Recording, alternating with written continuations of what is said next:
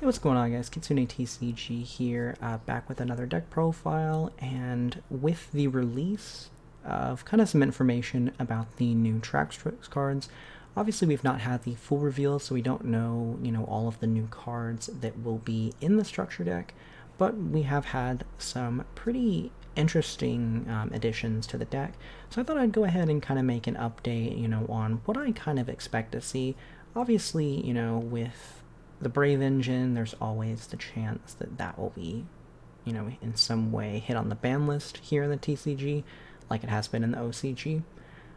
At this point, more so to probably push new product than actually to, in any way limit this, because while the engine is definitely very good, it's obviously fallen out of favor to some extent.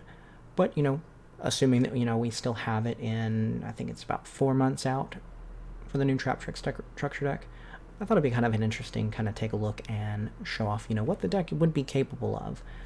So went ahead and just grabbed a test hand and want to go through just kind of a combo, show you, what the deck is, possible to do.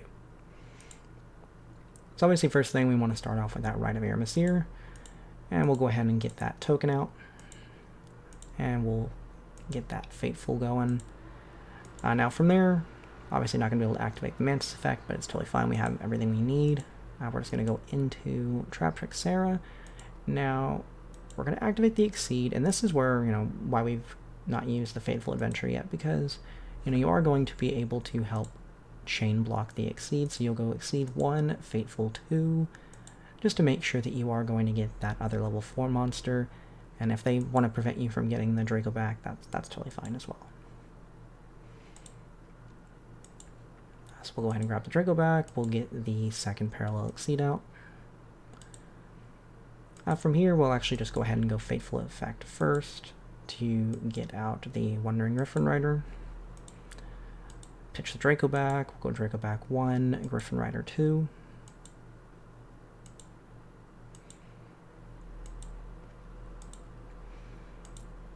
And now we can kind of go through our Traptrix plays. So first things first, we are going to get out Rafflesia. And those will just kind of protect us from any hand traps. But, I mean, at this point, if they've not done anything, you're really not going to see anything. So that's more of just a kind of inboard card at this point. Now we do have the Shade Brigandine, but we'll go ahead and activate that. Summon it, and that's going to get our Sarah search for Myrmelio. Myrmelio will activate, obviously not destroy anything, but that is still going to trigger Sarah. Now this is where, it kind of depends on what game you're in, what your matchup is, if you know anything, for what you would set off of Sarah. But because I do play, just a few of the trap holes and 3 of the Gravedigger, that's pretty much usually what I'm always setting, just because what deck isn't activating a monster effect in hand or grave. So having being able to use multiple of those, I think is actually pretty good. So that's what I've chose to set off of there. And then, we do have 2 level 4s still left on board. Chosen to go for Abyss Dweller just because, especially in the modern format, that definitely seems like a pretty good card to end on. And yeah, with that, kind of a little bit of a combo there. I'll definitely show off the deck list and my choices. But yeah, just wanted to kind of give you a little bit of insight on what the deck is capable of. So we'll just go ahead and jump over into that deck profile. Alrighty, so here is the deck profile, and it is a 42 card build. I definitely think that you probably could squeeze it down to 40 if you needed to, but I think that this is pretty decent in and of itself. We have the 3 Myrmelio. This is obviously going to be, if you don't see your Brave engine, one of your best normal summons. Otherwise, it's a pretty good card to be able to have some spell and trap destruction. And then we do have the new Arachnikempa. And this one just allows you during the main phase to special summon it. And then it does protect your set cards the first time they would be destroyed. They wouldn't be that turn. So pretty good card to add, and just kind of a little bit of an extender. Its secondary effect is nice, but really the main thing is just kind of being able to get another level 4 on board. 2 Dionia. Now this is obviously going to be a pretty good turn 3 normal summon. Prior to that, it's not really too useful, but thanks to having the new rank 4 in the extra deck, you're going to be able to search this out pretty easily if you need to go into a another rank 4 or whatever kind of your plays need. Same thing with the 2 Mantis, pretty good normal summon, being able to add whatever you need, but otherwise, really just kind of in there for additional names. And then the 1 Vesiculo, at this point, this one can probably be cut. I don't think it has much use anymore, but I'm still just kind of testing it out at this point. And then we've got the 3 Parallel Exceed. I don't think you want to cut this to 2. I think this is a pretty important part to the deck. It's going to be one of your best ways to get a rank 4 on board, so I would recommend keeping it at the 3.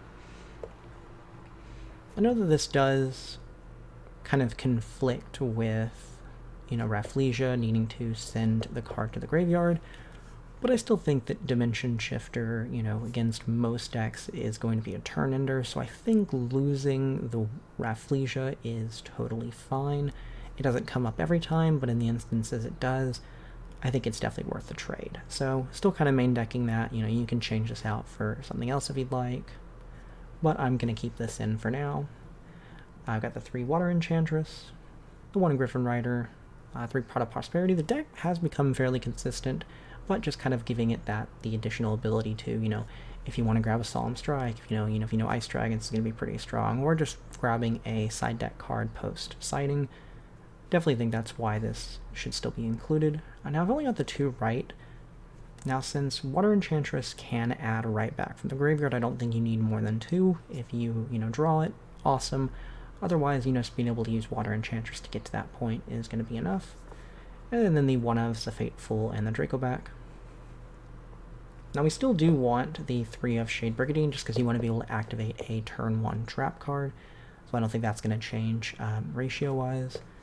Have cut it down to just 2 Imperm to make room for a few other things. I think this is going to be... It's totally fine. I don't think that, running that 3rd one is going to... I don't think you're going to miss that 3rd one too much. 2 Ice Dragons. This is a pretty good card against quite a few matchups currently, so I definitely think it's worth running. 2 Solemn Strike. It's kind of a monster summon negation or effect negation, so definitely think that's pretty good. And then I do run the 3 Gravediggers just because this is, with so many monster effects running around, I think this is definitely going to be the best one to run. So I think that's why you want to max this out. And then as far as kind of the last 2, I'm giving a chance to the new one. I think the ability, when your opponent summons, to then, target anything on field to destroy is nice. Definitely just going to take some testing to see if that is going to make its way into the deck. But for now, it has. Whether or not you want to change that out for another trap hole or, add a 3rd of like a Strike or Imperm, totally up to you. And then just the 1 Floodgate. So we are going to be running the new Pingalacia. This is obviously the one where you detach and you can add a Traptrix monster. This is just going to kind of, give you a little bit more consistency, wherever you are in your plays. So I definitely like that as an option. Alamuris, same kind of thing, just a little bit more of like a utility card. You'd be able to detach to, maybe bring back a Murmelio if you need to get rid of a spell or trap. Really kind of depends on the matchup, but definitely worth running itself. Obviously, Rafflesia is going to be your main inboard turn 1. This is going to be something you're obviously going to be able to send a trap hole from deck to grave, copy its effect. Abyss Dweller, just really strong in the meta right now against primarily tier, but since that is one of the top decks, it is going to definitely get its use. Then we do have a little bit of a Zeus engine, Chalkanine, with being able to be summoned, using 2 level 4 monsters. You're going to be able to go into that, go into Borbo, attack, and then go into Zeus. So definitely a little strong engine if you do happen to have to go second. Then we are running still the 2 Traptrix Sarah. I don't think you need 3 at this point. You definitely want to have some other things in deck. Now the 1 Link Spider, just in case you don't see enough Traptrix monsters and you have to link away the Shade Brigandine, as long as you have Shade Brigandine plus Parallel Exceed, you are going to have a pretty decent inboard. And if you're struggling with that much, you've probably definitely drawn a few good trap cards or Dimension Shifter. So definitely a card that needs to be played. 1 Kularia, and then we are running one of the new Link 3. I think that these are fine. You're not going to go into them too often, but enough that, you should definitely have them in the extra deck. And then their effects are, pretty decent. This is going to help, go for a little bit more damage. But that is also why we are kind of running the little decode package here. Obviously with the Splash Mage, you can make that using the 2 Exceeds, bring back one of the Exceeds, go into Heat Soul, and then that just can kind of generate you some more advantage. And then as long as you have one other card on the field, which you should, since that's how you were able to get Exceed on board, you're able to go into access code. So